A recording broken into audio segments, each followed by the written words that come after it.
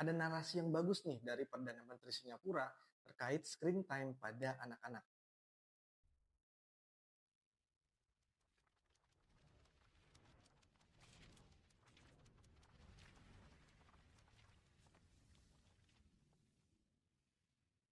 And we have to start early, right from infancy.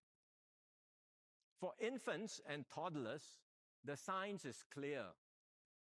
No screen time at all. That's infants and toddlers. Even for preschoolers, we should be mindful and limit their screen time. That means we should not use phones as a babysitter just to keep our children quiet or occupied. Instead, we should encourage them to spend more time outdoors, playing, making friends, and being active. Through it all, they can learn, grow, and gain confidence in the real world, not the virtual one. Ini bagus sekali nih yang disampaikan oleh Perdana Menteri Singapura, Lawrence Wong, di pidatonya di National Day Rally 17 Agustus 2025. Jadi screen time untuk infant dan toddler dan anak-anak lah secara umum itu membawa banyak pengaruh buruk terhadap perkembangan mereka, khususnya penglihatan mereka. Menurut jurnal yang satu ini, setiap 1 jam per hari screen time diberikan kepada anak-anak, itu akan meningkatkan faktor resiko terjadinya rabun jauh atau miopia sebanyak 7%. Dan ini dose dependent. Dia semakin banyak durasinya, misalnya 2 jam per hari, semakin tinggi pula faktor resikonya. 2 jam per hari jadi 14%, dan seterusnya.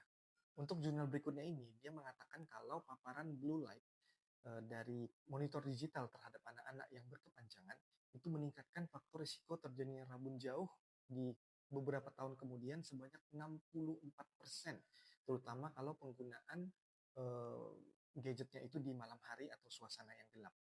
Nah, untuk jurnal penelitian yang ini, dia menyimpulkan bahwa screen time berdurasi 2 jam per hari secara terus-menerus pada anak-anak itu akan meningkatkan faktor risiko terjadinya astigmatisme atau silindris, kemudian membuat lapisan air mata pada anak-anak itu jadi tidak stabil, dan resiko terjadinya mata juling atau strabismus.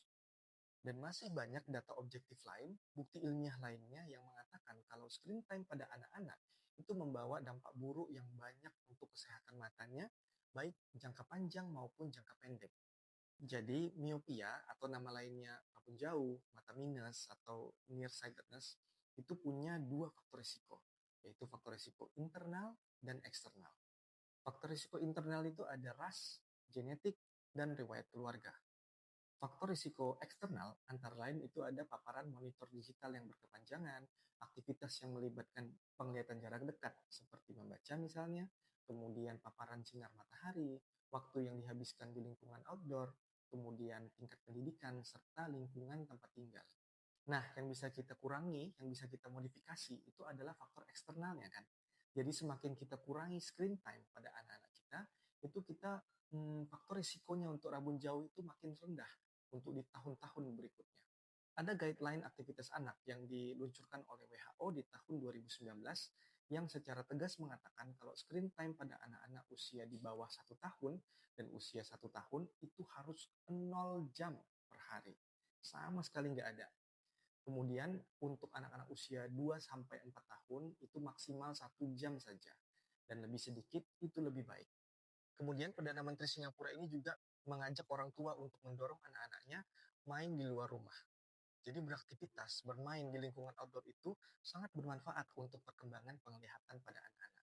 Kalau menurut jurnal yang ini, paparan sinar matahari dan kegiatan atau aktivitas di luar rumah selama minimal 2 jam per hari itu mampu menjadi faktor protektif dan melindungi mata anak-anak dari resiko rabun jauh. Jurnal yang lainnya berkata kalau penambahan aktivitas di luar rumah 1 jam per hari itu bisa menurunkan resiko terjadinya rabun jauh pada anak-anak. Nah, jurnal berikutnya ini menyimpulkan kalau untuk anak-anak yang memang sudah rabun jauh, mata minus, nah dia itu sering beraktivitas di luar ruangan dapat membantu mencegah mata minusnya itu jadi lebih parah. Jadi benar sekali yang dibilang oleh Pak Perdana Menteri ini. Dorong anak-anak kita untuk bermain di luar ruangan selama beberapa jam per hari, tentu saja dengan tetap memperhatikan keamanan dari anak-anak kita. Karena waktu yang dihabiskan di lingkungan outdoor itu kan tadi faktor eksternal ya yang untuk mempengaruhi rabun jauh pada anak-anak. Nah ini yang bisa kita modifikasi juga, kita biarkan aja anak-anak itu main di luar. Senang rasanya ya kalau punya pimpinan yang aware dengan isu-isu kesehatan seperti ini, khususnya kesehatan mata, dan secara aktif mendorong masyarakatnya untuk hidup dengan lebih sehat. Kalau di Indonesia ini agak ajaib, kegiatan yang merusak kesehatan justru malah difasilitasi. Mau dibikin gerbong khusus, gerbong kereta api khusus untuk perokok. Entahlah,